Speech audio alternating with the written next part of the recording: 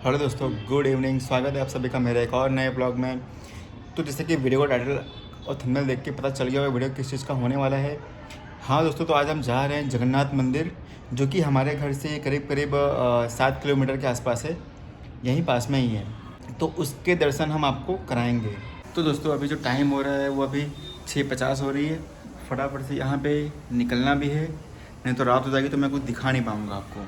तो अभी यहाँ से निकल चुके हैं और हम कार लेके नहीं एक्टिवा पे जा रहे हैं, क्योंकि वहाँ ट्रैफिक बहुत होता है और यहाँ पे काम काज भी रोड पे खोदा बहुत है। तो वही है, इसलिए हम लोग एक्टिवा से निकल रहे हैं फटाफट।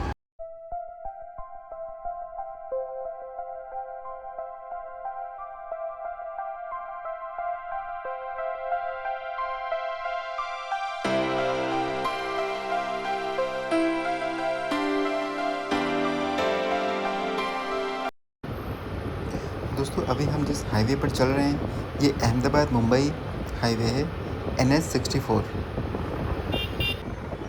यहाँ अभी शाम के 6:30 बज रहे हैं और बात करूँ मैं टेम्परेचर की तो करीब करीब 37 डिग्री है अभी भी। अभी हीट वेव्स बहुत चल रही है। सीधे यहाँ से हम आगे जाएंगे तो आगे आ जाएगा नारोल। नारोल से भी हमको आगे जाना है सीधे दानी लुंडा की तरफ। वहाँ से भी हमको आगे जाना है तो सीधे आ जाएगा अपना ये जमालपुर, और जमालपुर के जस्ट आगे ही अपना जगन्नाथ जी मंदिर।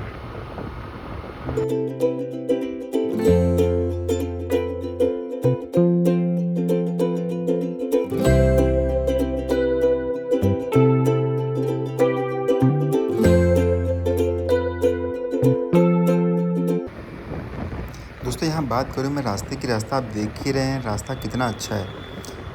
लेकिन हाँ, शाम के टाइम पे आओ तो गाड़ी लेके मत आओ, कार लेके, क्योंकि ट्रैफिक बहुत होता है यहाँ पे। दोस्तों, अभी हम पहुँच गए हैं जगन्नाथ जी मंदिर। ये जस्ट पहले का ब्रिज है जमालपुर वाला, और ये रहा जगन्नाथ जी मंदिर। दोस्तों, जैसे जगन्नाथपुरी में रथ यात्रा निकलती है, वैसे यहाँ पे भी सबसे बड़ी रथ यात्रा निकलती है। मतलब 21-22 किलोमीटर का पूरा घुमा करके ये लोग वापस मंदिर पर ले जाते हैं। दोस्तों, ये है जगन्नाथ टेम्पल का मेन गेट। यह मंदिर भगवान जगन्नाथ, बलभद्र और बहन सुभद्रा को समर्पित है और गुजरात के सबसे प्रसिद्ध धार्मिक स्थलों में गिना जाता है। इस मंदिर की स्थापना लगभग 450 साल पहले संत श्री हनुमान दास जी महाराज ने की थी। हर साल यहाँ निकलने वाली जगन्नाथ रथ यात्रा पूरे भारत में बहुत प्रसिद्ध है। अहमदाबाद की यह रथ यात्रा ओडिशा के पुरी के बाद देश की सबसे बड़ी रथ यात्राओं में मानी जाती है। मंदिर का वातावरण बेहद शांत और भक्तिमय है। सुबह और शाम की आरती के समय यहाँ का माहौल मन को अलग ही सुकून देता है। मंदिर परिसर में साधु संतों की परंपरा और गौशाला भी देखने को मिलती है, जो इसकी धार्मिक विरासत को और ख़ास बनाती है। अगर आप भी अहमदाबाद आएँ तो इस मंदिर के दर्शन जरूर करें। यह मंदिर सिर्फ एक मंदिर नहीं, बल्कि आस्था, संस्कृति और परंपरा का अद्भुत संगम है। जैसे ही हम अंदर आए वैसे ही आरती शुरू होने वाली थी।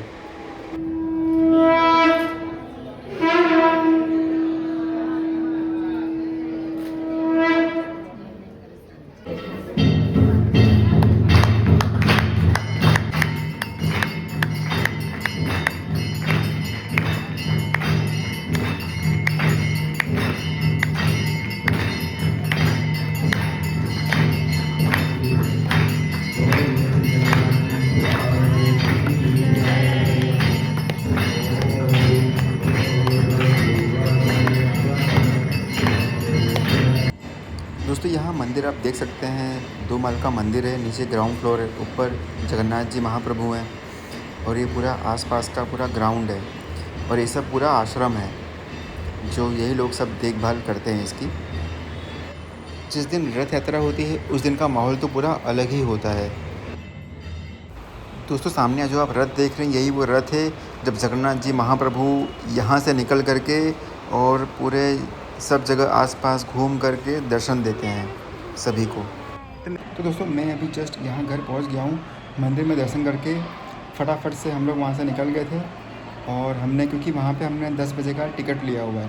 कृष्णा अवतारम करके एक नई पिक्चर आई हुई है, तो कृष्ण भगवान की है, तो सोचा कि ट्रेलर मैंने इसका देखा था 2 दिन पहले ही मैंने देखा था, तो सोचा कि इसको देख करके आते हैं कैसी है। दोस्तों, मंदिर में दर्शन करने के बाद सब कुछ मैंने आपको इसमें बताया। तो ऐसा मंदिर का इतिहास है। तो वहाँ से हम लोग फटाफट एक्टिवा पे, मतलब मैंने शूट नहीं किया क्योंकि भीड़ रास्ते में बहुत थी और हम लोग जुपिटर से आए थे। फटाफट घर पहुँचे, तो ये मैं शूट कर रहा हूँ। अब बस यहाँ से मैं थोड़ा रेडी होकर के, यहाँ से 10 बजे का शो है। अगर दोस्तों मूवी का रिव्यू कैसा है, मैंने अभी चेक किया तो इसका कुछ 10 में से 6.9 का IMDb रेटिंग है। बाकी अब वो देखने में पता चलेगा कि कैसा है। दोस्तों जो थिएटर है वो हाथीजन के पास में है, वहीं हमें जाना है। तो अब यहाँ से निकलते हैं सीधे। ये रही अपनी गाड़ी, निकलते हैं अब सीधे। तो दोस्तों अभी जस्ट हम लोग यहाँ SK सिनेमा करके जगह है, वहाँ पे हम लोग आ गए। ये हाथीजन से सीधे मतलब अहमदाबाद वाले रोड पर ही है। तो नीचे हम लोग बेसमेंट में गाड़ी हमने खड़ी कर दी है, बस सीधे ऊपर जाते हैं। टाइम भी हो गया है 9:52। ऊपर जाके आपको दिखाते हैं। दोस्तों ये है इनका ऐसा कुछ नया थिएटर, अभी ये नया ही बना हुआ है, कुछ 4-5 महीने हुए हैं। काफ़ी अच्छा बनाया हुआ है।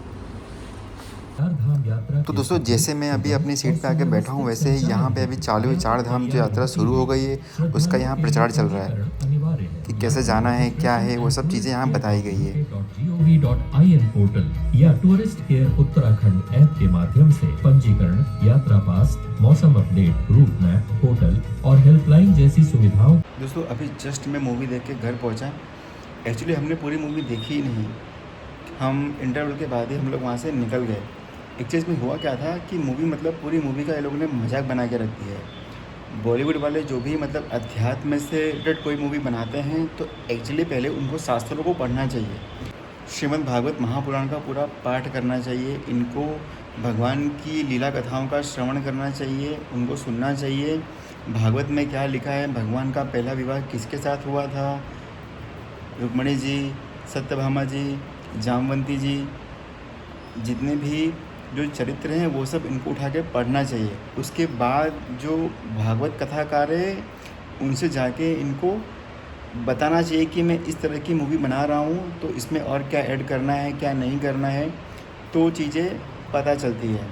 अब ये लोग ये मूवी में ये बता रहे हैं कि शिशुपाल का रिश्ता सत्यभामा जी के लिए आया था, जबकि श्रीमद् भागवत महापुराण में वर्णन है कि रुक्मणी जी का रिश्ता जो पहले आया था वो शिशुपाल के लिए आया था। शिशुपाल के वहाँ से रिश्ता रुक्मणी जी के लिए गया था, ठीक है।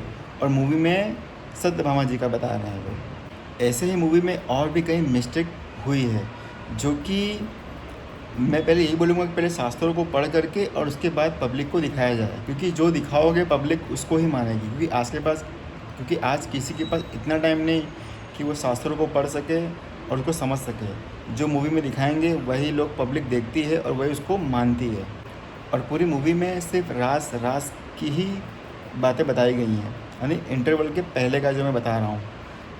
जबकि भगवान श्री कृष्ण कर्म योग, सांख्य योग, भक्ति योग, ऐसा तो कुछ वर्णन ही नहीं है।